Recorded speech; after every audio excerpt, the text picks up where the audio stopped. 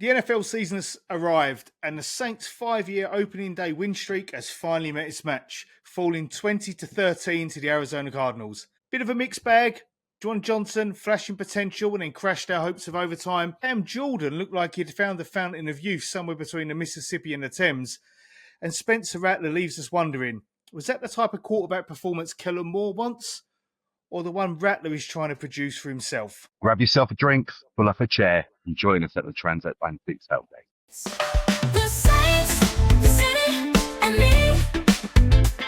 Two guys from across the sea. The Saints, the city, and me. Procrastinators and MKC Papa. Go down. Right, as you can see, we're back. We promised we'd do an episode for every game, and we're standing by it, even though we are on different parts of, we're in different parts of the EU. Of the European... Mike, you're looking at... Well, no. God, I'm not in the European EU. continent, yeah. Yes, yeah. How are you doing? You looking Louisiana-ish with those sweat beads? Yeah, it's warm. It's warm. I'm in the wonderful country of Greece. It's quite moist at the moment. But anyway, let's do a big reveal. Yeah, now I can see. Anyway, how are you, mate? How are you? I'm all right. I'm good. It's Monday. It's not Victory Monday, unfortunately, No. but I'm doing all right. All things considered, not too bad. Yeah.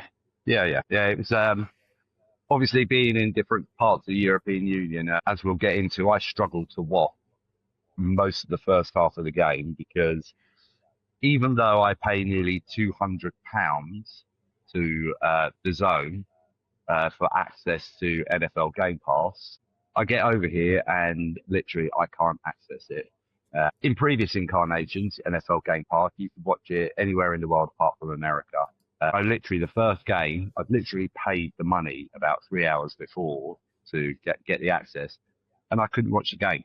I think a majority of the first half I missed, and then eventually I had to go on to my actual mobile, my cell phone data, and then eventually I was able to watch it. But the problem there is I then got a message from my mobile company this morning telling me they're going to suspend my roaming data because I've gone over what I should go over. So, but it really annoys me because in this day and age, the Zone should be able to have a system whereby that, you have your tech and they have a record of which tech you watch Game Pass on. If you're still on that tech, you should be able to watch it anywhere you are in Europe, because obviously we're still in that period over in this country where people are still having their the summer holidays, the back end of their summer holidays when the NFL starts the season begins. So yeah, I was a bit annoyed. I mean, eventually I got onto it.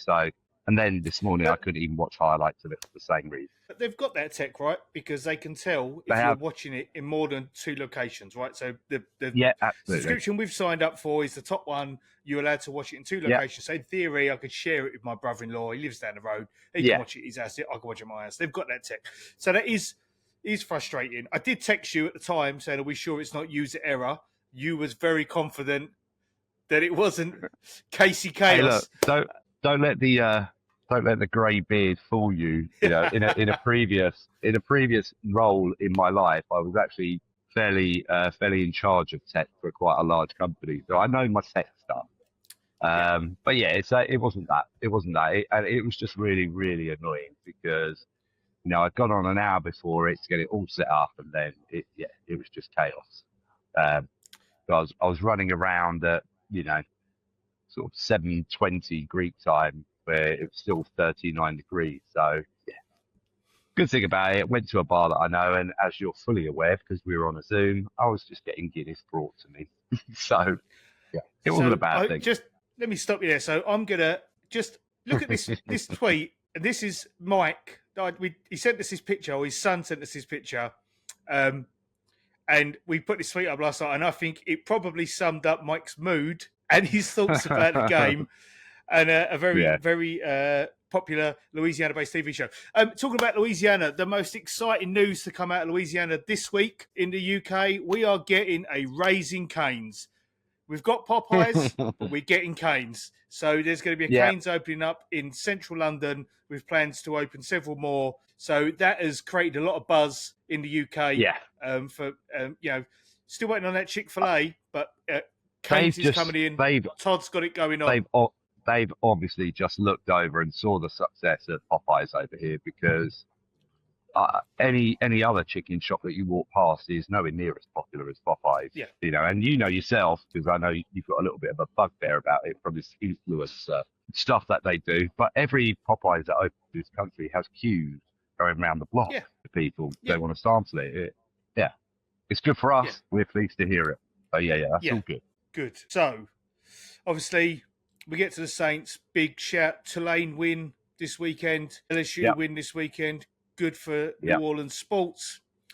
Before we get into the game, I wanted to give a shout out. So one of the things in the UK that's really difficult is to get some really good Saints dedicated pre-game content when you're waiting for the game to start. It's like 6 o'clock in the evening for us, 9:30 depending on the game. That hour before CBS, ESPN, whoever, they're not really talking about the Saints. I want to give massive credit to Stan Verrett and Scott Shaley for the show they put on about an hour before the game. Saints broadcast it live on the website. Really good content. Saints specific, which is great for us. They had Terran Armstead on there. And I think it's, one, having it is great. Two, that it's accessible for us in the UK because they put it out via the platform. So I want to give big shouts to Doug Tatum and the team. Doug, previous guest on a long form show, who've pulled that together. It's for us international fans, fantastic. We can all get involved and watch it. Love it. Brilliant content. And also a shout out to Teron. Anybody who's seen his presser in the week, in the lead up to the game on Sunday, absolutely brilliant presser, thought-provoking, inspirational. Yeah, the love that he has for the city and the team is beyond just having stayed here. He bought into it from a life perspective. But his presser was great. I'd recommend anybody go and watch that. It's half an hour. Go and watch it. Right. Agreed. Yeah. Right. Let's get cracking. Go on. Can I also do? I'm going to do a shout out. I don't know if you planned this, because obviously us being in different countries and me having mobile data issues, we not have much preparation together. I want to shout out some UK food apps, if that's all right. Or were you planning on doing that later? Yeah, no, I want to say a massive shout out to Sam, our boy Sam, Michelle, Bruce, and Simon, who are all over there supporting the Saints. And from the pictures and the interactions we've had, all of them having a wonderful time, all meeting up at different times with different people that we know over in the city. And also a massive additional congratulations to Sam on getting married in New York. Superb. Done it right. New York, then New Orleans. Living life. And he's back with us in October as well. So he is Bobby indeed. Dazzler. He is indeed. Bobby Dazzler. Right, let's get into it, because you look like you're going to expire. You're sweating so much. So obviously we capped it off at the top of the show, 20-13 to the Cardinals. Saints start the season 0-1. First time in 5 years that we haven't won the opening game of the season. I just want to read off some of these stats to you, Mike. Now, we're not X's and O's. We always profess that we're not X's and O's, but we had 315 total yards. They had 275. We had 208 passing yards. They had 130. Yeah. 7 rushing yards to 146. Now, here's my killer stat. 13 penalties, 89 yards. Yeah. You've basically given up a touchdown in turnovers there. That's the stat line. You would think that. I think the stats probably reflect the game, right? In terms of they didn't run away with it. We were there, but it was the penalties for me are my number one takeaway. Undisciplined. A number of them were pre-snap penalties. So that's coaching, right? Yeah, it is. And unfortunately, I mean, the good thing about coaching is that coaching will work. They'll probably alleviate a load of those problems. And unfortunately, we even saw that in the last few years. For some reason, seems to come into the season slightly ill-disciplined, and we had that under DA as well. They did, over a period of time, manage to sort it out. But then the problem that you've got there is in Kellen Moore's debut game as a Saints head coach, to all intents and purposes, and it's not just on that, but it's a huge part of it, he's lost a game because of ill discipline, which is literally what it is. yeah, it was shocking. You know, as I said, I miss a large proportion of the game from the early stage. And obviously, when I was looking at the stats, I think even when I joined, I think we already had 8 penalties. I think it was 8 penalties to 1. And you can't win games if that's what you're going to do. You just can't. No, I mean, I have an issue with the push tush penalty because the Yeah. Eagles line up like that every week and they do it. And Yeah. I wonder whether that's the league trying to stop other teams starting to do it by just Yeah. calling flags on it, because that was not. I thought it was a BS call, and that frustrated me. It would be interesting to find out how many times the Eagles have been called on that, and I bet you, as a percentage, it literally doesn't exist. They score enough. It sounds as though the amount of touchdowns or first downs they've got from that play suggests to me that they very rarely get pulled on it. But I guarantee you, there'll always be a player in their helmet where it is there. Absolutely. So that was the biggest thing, that killer for me from the game was those penalties. I just think you can't in a game that tight, and we was in it. Like I will get onto my positives. I've got positives. But that sort of, you're working one hand tied behind your back before you've even started, right? You've given up a whole drive down the field essentially, and probably a touchdown on that. Spencer Rattler. Now you caught the second half. Half, which was arguably a lot more impressive than the first. But then only when it was sort of, it looked to me, because obviously, as you're saying, I didn't catch the first half, and unfortunately, I've not really been able to see extended highlights. When he goes into tempo, he looks fairly impressive, but you sort of know that with those, that the structure of tempo is different. So, I think the first thing I came on and said is that, I know, and don't get me wrong, this is not me saying Tyler Shuck and Spencer Rattler, but I remember there were a lot of people calling out Tyler Shuck for being risk adverse. Yeah. That's how Spencer Rattler felt to me. I think he looked fairly poised. Yeah. What was it? His longest throw was 21 yards, wasn't it? 21 yards, yeah. Well, completed anyway. Yeah, it was 21. Yeah, and what I saw was he was a little bit risk adverse, but, I'm not going to crap all over Spencer, because I thought he looked okay in certain, as you said, especially the bits that I saw. There are a couple of, again, we're talking about calls, the Olave call, but that catch, no idea what was going on there. That's a catch. That, again, for refereeing call there. I have no idea what it wasn't. And even the commentators said, that's a joke. Yeah. The whole broadcast team. Yeah. There was nothing there to say there was clear evidence to turn it over, and it was called. And that's what annoys me, right? If it's called on the field, you're supposed to get the benefit of the doubt. And I was going off on a tangent here, but I watched the Texas San Jose game on Saturday. Yeah. And the amount of calls that went against San Jose, which they were going, there's not enough to overturn it. And I was like, no, you're just calling in the way of the team that you want to call in the way of. So, I felt that Spencer was conservative in the first half. Yeah. I didn't really see, there wasn't like, and to your point around he only completed one pass over 20 yards, there was no explosive play calling on the passing game. And that's, I don't know if that's Kellen Moore just easing him in. And it reminds me a little bit of when Jameis came in for Sean, and Sean held him on a fairly tight leash. And so that's, to my point at the start of the show, is that the way Spencer Rattler thinks that he needs to play to keep this job? Or is that what Kellen Moore wants him to do? Yeah. As his quarterback? And that we don't know, right? I haven't I've listened to a couple of pods today, but nothing to give me that point. Yeah, and for him also, it was some of the almost plays. Some of the things that almost happened were the ones that actually, if they had come off, I think it would have been very difficult for anyone to really have any sort of go at Spencer Rattler. I think it's still hard to have a go at him for the point that you just made, which we still don't know if this is Kellen Moore. As you said, new offense for all of the team. Still a fairly new QB. We know last year the circumstances that whether or not you thought he played well, didn't play well, or you were indifferent to him, it's all brand new. So again, I think with any rookie, you would probably sort of ease them in, and maybe you wouldn't have an expansive play sheet. So I would just, but for me, it's the jury's out, because we don't know whose call that was. Yeah, I think to your point about the nearly plays, there was a couple of nearly plays which probably would have gone.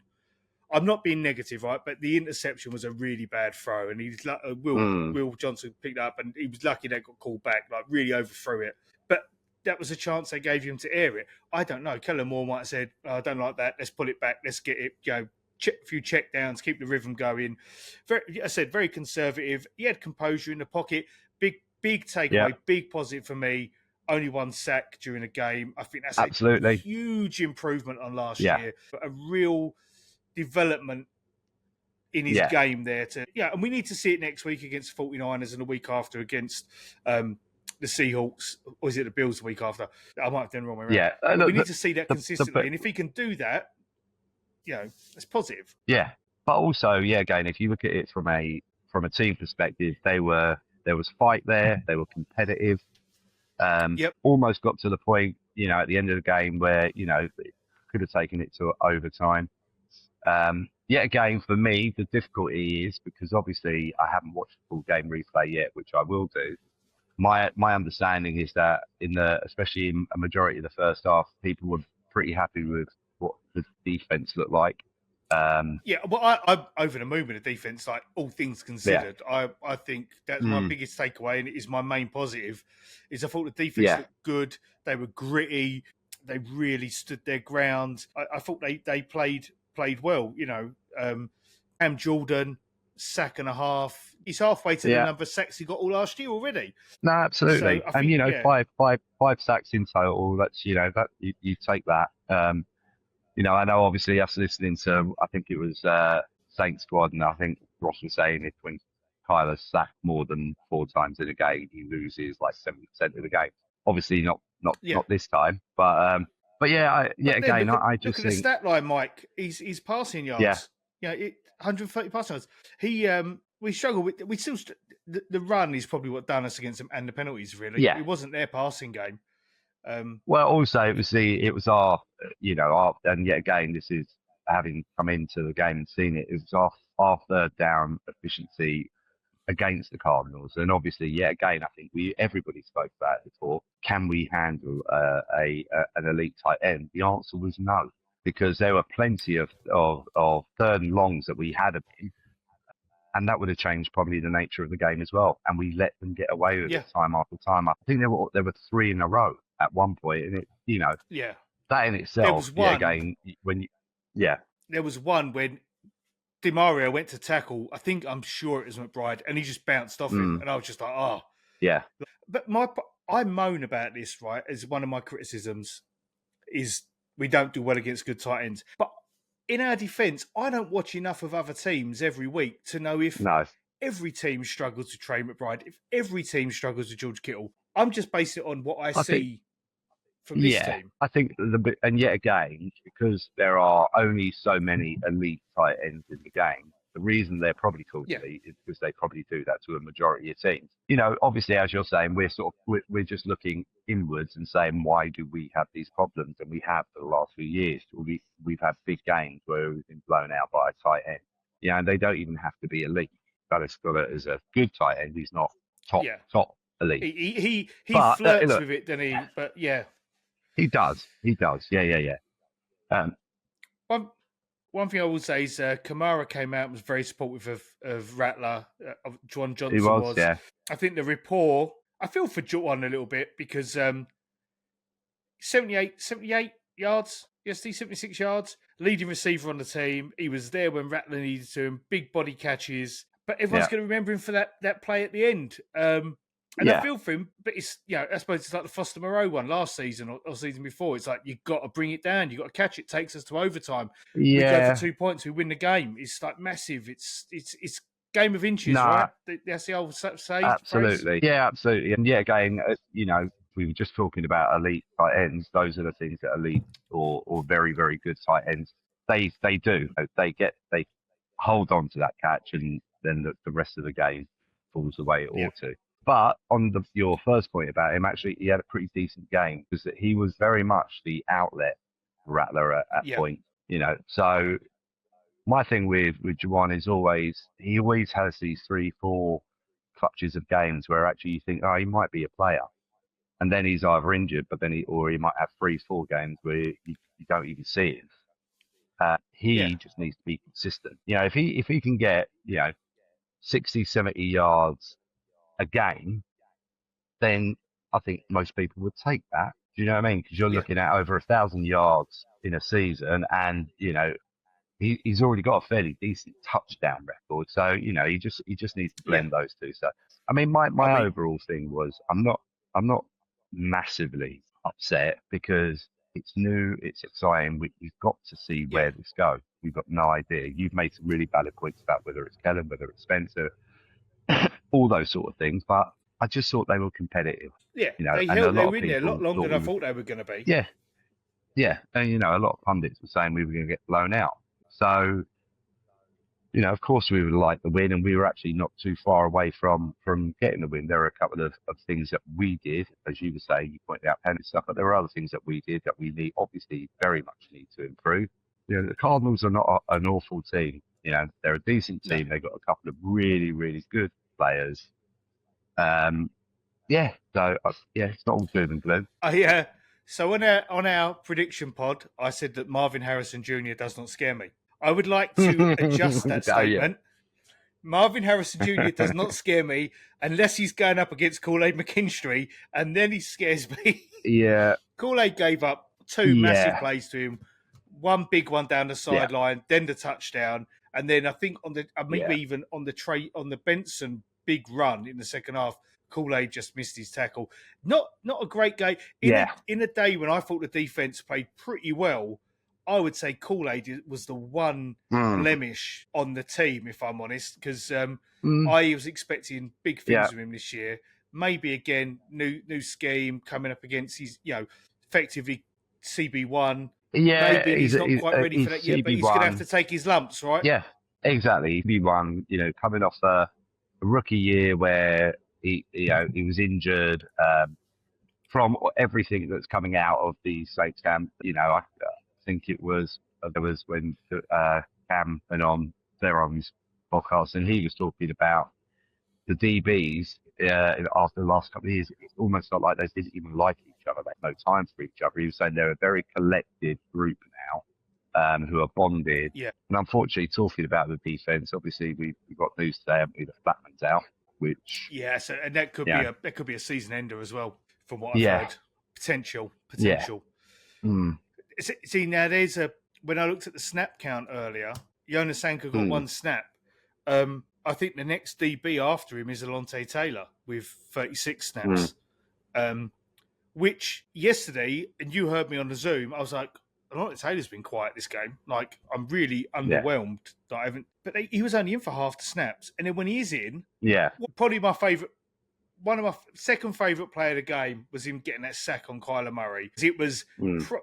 I talked about we didn't have much explosiveness on offense. That was an explosive defensive play. He slipped through the tackles, boom, and he didn't even light him up with a strong tackle. He was just there. And Kyler Murray was he was quick. But I'm getting excited. I jokingly said to Dome Patrol podcast on their live stream, is it a bold prediction to say that Alontae Taylor leads the team in sacks this year? He's so quick that if they play him he's shot in out the right of the cannon, way, he will get. He is literally like boom, and he's there, and he hasn't got even hit him quick. He hasn't got to hit him hard because his momentum getting to him is enough for Kyler Murray to go, I don't want none of this.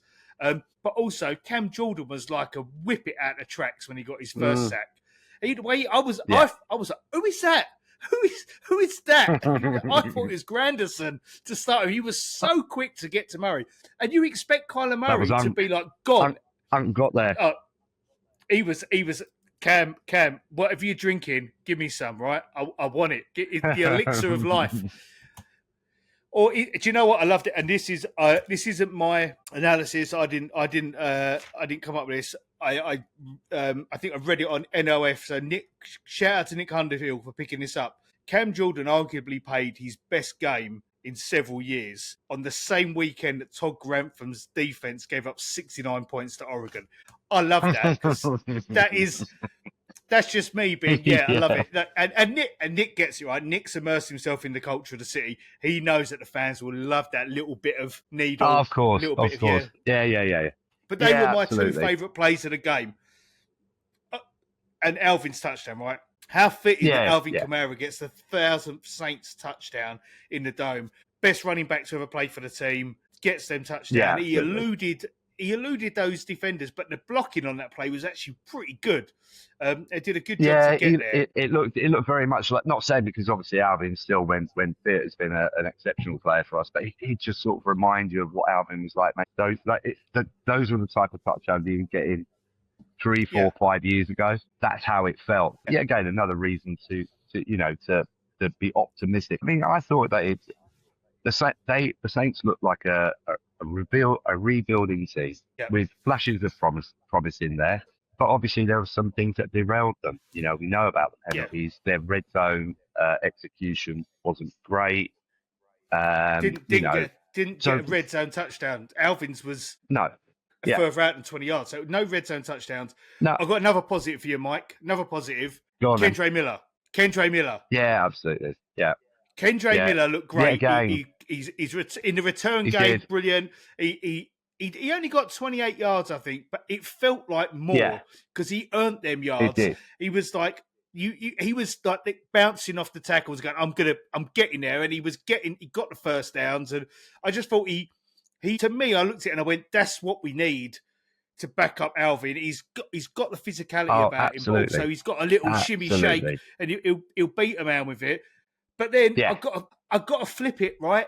I've got to turn it around and say, God, here we 67 yards rushing in the first half, and we were doing well, right? I thought we was really working the run well, looked good. Obviously, not massive yards, but they were making things happen. 11 yards in the second half, Mike. Awful. Yeah. Awful. And that's play calling. That is play calling. Yeah, without a shadow of doubt. But also, again, it's the, it was like when you looked at the stats that, Rattler, I think it was 27 of 46. I was quite surprised about that number of attempts for Rattler because obviously we thought there was going to be, we thought it would be very much, it would be a run-driven game.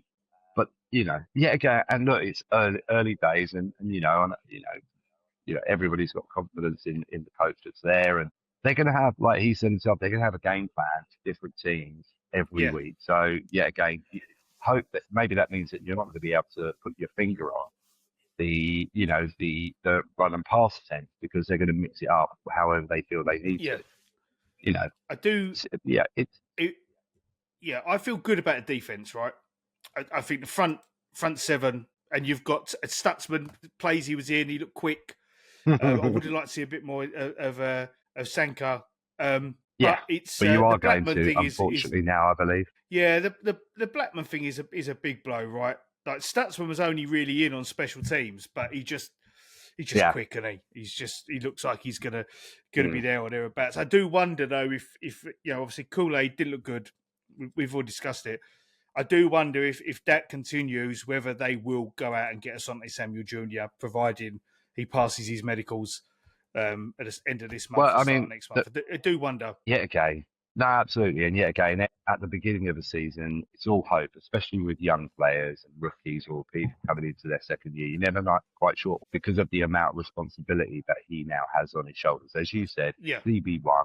We don't even know if he's ever going to be a CB1, so we certainly don't know if he's ready at this point. The bottom line is they, as all teams will do, and I'm hoping that our team do, is they'll assess after the first couple of games, right, positionally, we need to strengthen a couple of areas, and we know there are a couple of guys out there that we've already spoken to.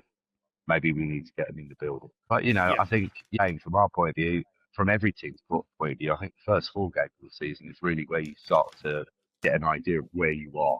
And it might be that and where we are at the moment is still a bit.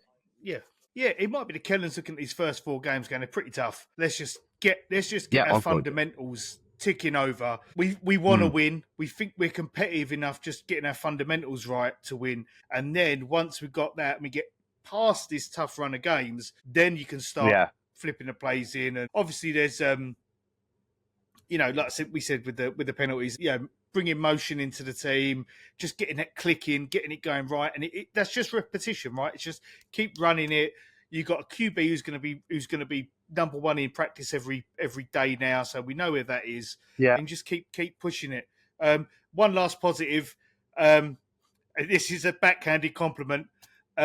Spencer Rattler did try to kill Chris Olave on a screen pass, but Chris Olave toughed it out and came back into the game. That's a positive. Chris Olave, get him a Guardian cap, but it's a positive that he came back. That is a huge positive, because obviously there was a period, weren't there, during the second half where he was absolutely getting battered. I think he went out of the game twice, didn't he?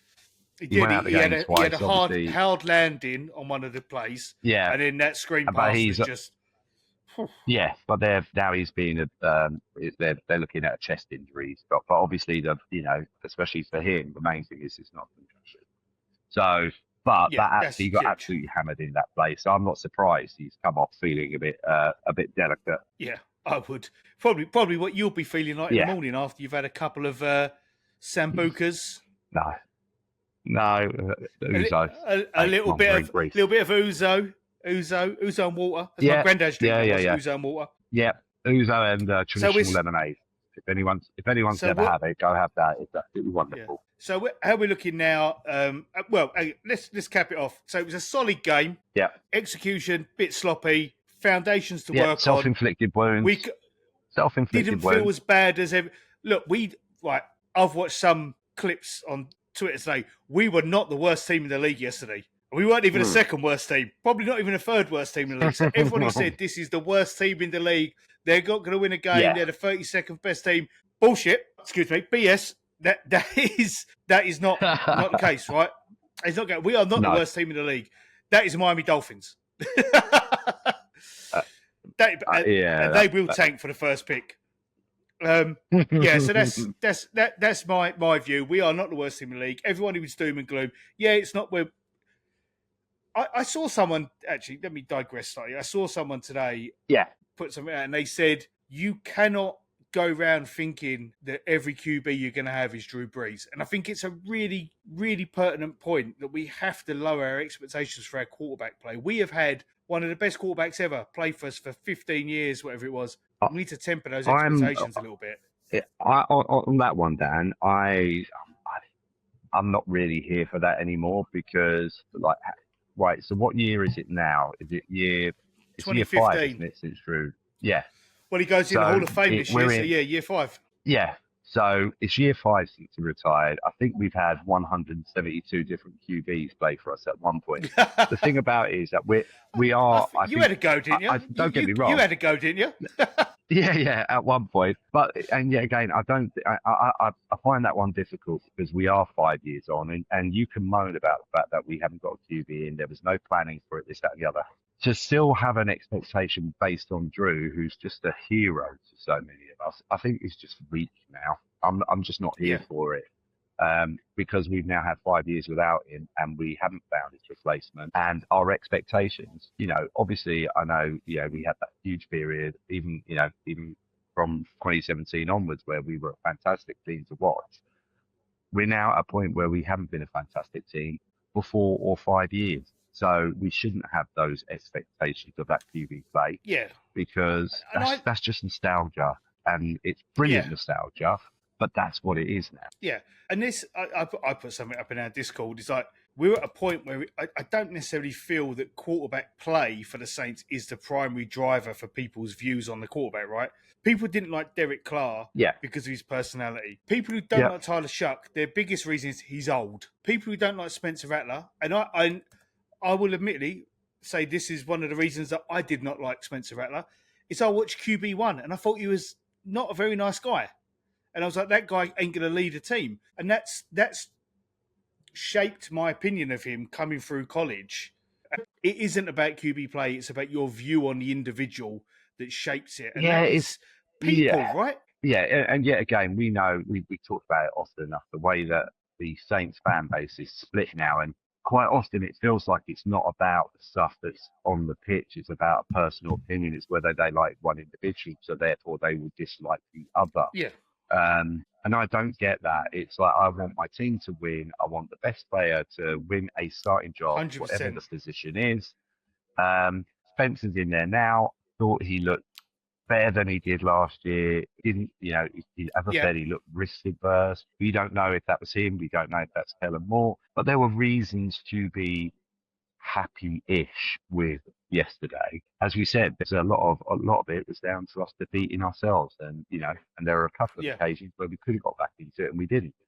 Things to work on: the penalties, red zone efficiency, maybe slinging it a little bit more. Do you know what I mean? So I'm okay. Yeah. I'm okay with where we are because I didn't know what my expectations were for this game and the season. Yeah. So that's where we are. So it was watchable and to a degree enjoyable. So just touching on that, NFC South went 1-3. So by no means is the division running away from us, right? There's by no means that's the case. We're still in it. We're still in it. Yeah, we're still in it. We're in it to win it. Right. So coming up, San Francisco 49ers. Big points from their game. George Kittle, hammy issues. Don't know if he's going to play. That's massive, right? Christian McCaffrey, his leg normally looks like a turkey leg from Disneyland, just falling apart. They're not the same 49ers they were a couple of years ago, right? No. 13-17. This will be a real test of whether we can mix it consistently with those teams who aren't quite at the upper echelons of the league, but they're by no means you're expecting them to have a top 8 pick, right? No, and they're still pretty well coached. So it'll be as you said, it'll be another interesting game for us. I'm looking forward to it. And I think you said before, I think you said on the last pod, if you can go into games and you will find any players that are playing up, some of the young kids look all right. You're not absolutely grossed out by what you've seen on the field. They're all things to be okay about because we've got very limited expectations. Any bright spark you can take, I'm going to take them. And with the 49ers, you haven't got a clue, have you? You don't know who's going to be in, who's going to be out for them. Obviously, we've now got a couple of injuries, Sawaga, so that's not anything serious. Yeah. Yeah. Yeah. Hopefully Chase Young's back. Add something else to that D line. I mean, I don't really know how to take the 49ers. I think Kyle Shanahan's a very good coach. But again, it's like they don't feel like they're the team I mean, Fred Warner's still a phenomenal player. But they've lost some pieces, haven't they? Bosa's still there. Is Bosa still there? Nick Bosa's still there, right? Or has he gone? No, Joey Bosa's at the Bills now, right? This is great podcasting. He's still at the 49ers, right? And regardless of what your views of him are, he's still a good player, right? So they've got some good players on that team. Just don't know who they are. No, exactly. I don't know what they are. They've lost some pieces with McCaffrey. You don't know if he's ever really going to be the same player because that guy, as you said, some of these injuries, there was a lot of, wasn't it last season? There was a lot of worry, concern that he might actually. I mean, let me read out this wide receiver room at the 49ers. So you've got Juwan Jennings, decent player. Yep. Sky Moore, cut by the Chiefs. Ricky Purcell, still not sure what he is. Marcus Valdez-Scantling and Jordan Watkins. I don't even know who Jordan Watkins is. Yeah, but again, as I said, that normally they're pretty well coached. They did have a great season last year. It's only time will tell. We've got no idea. It will be interesting though, because again, if we come out of that game and you're not horrified by what we've done, and you can see some lights twinkling, and as I said, we might get to see Sanka, and if he looks half decent. Early days. And let's remember, brand new coaching system, brand new scheme on both sides. A lot of young players. It'll be interesting to see if they bet in. And again, a lot of people I think have said, even if we lost, I don't know, 7 of the first 8. If you can win 4 or 5 of the back 9, you want reasons to be optimistic. But also, that sounds like I'm really pessimistic at the moment. And at the moment, I'm not. I just don't know. I thought it was interesting yesterday. I'll take losing the first 7 games if it means that we get the slingshot momentum coming into the end of the season that gives us that projection into next year that we can go and get. Let's hope our QB is in the building, right? Let's hope that one of them is the QB. Yeah. Go out and be aggressive and get a top lineman, defensive lineman. Like, go and get me a Will Anderson, right? Go and get me that kind of defensive player that you go top tier. He's brilliant. Yeah. That's what I want. That's what I don't want us to muck about and get a Marcus Davenport or a Peyton Turner or one of these experimental. Let's develop them up and see if we can get value. Just go out and get the biggest, nastiest defensive lineman from the SEC who looks like he's just going to rip someone's head off every time he plays, and I'll be happy. Just give me someone to go. Whoa. All right, steady on, mate. Right. Yeah. Let's wrap it up because you. I can see you're gonna have to wring your t-shirt out because you and you. I can smell the oozing. See what I did there? Oozing off your pores. See, I'm being very adult on this one, Dan, and as you've seen, I've not had a drink at all, but I am looking at a drink as I'm talking to you, thinking at some point, yeah. We don't know what that is, do we? That's water. It's water. I don't drink Monday to Friday anymore. So are we? Right. Is this the end? This. Well, that sounds quite ominous, but we're going to wrap it up. So we'll be doing our usual Zoom, next week for the 49ers game. Not a lot of people on this week because everyone was at the bloody game, and everyone was which is great. Doing stuff, which is brilliant for them. But we had some people FaceTime us from the dome after the touchdown. Our guy Eddie was FaceTiming us for announcements. Just love it. Yeah, so we'll be back brilliant. next week. We'll talk about the 49ers game. We'll preview the Seahawks game. Hopefully we'll have a win. We'll have something we can get even more excited about other than 2 sacks. So, Mike, do you want to lead us out? I'll let you have that one. Out where? You've earned that. You've earned that. So, yeah. Till next week, who dat? Till now, who dat, baby?